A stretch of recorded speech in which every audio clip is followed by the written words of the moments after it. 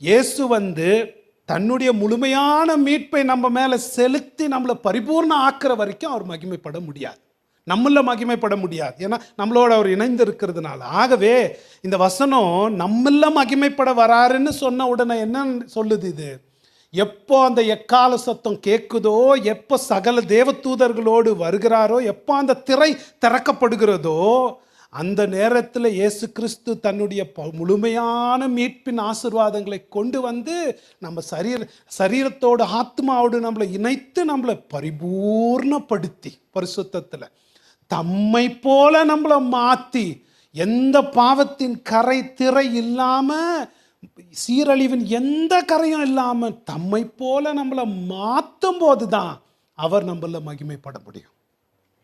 பாருங்களேன், அதுக்கு அவர் வராராம். அது எக்ஸைட்டிங்காக இல்லை? யோசிச்சு பாருங்களேன்.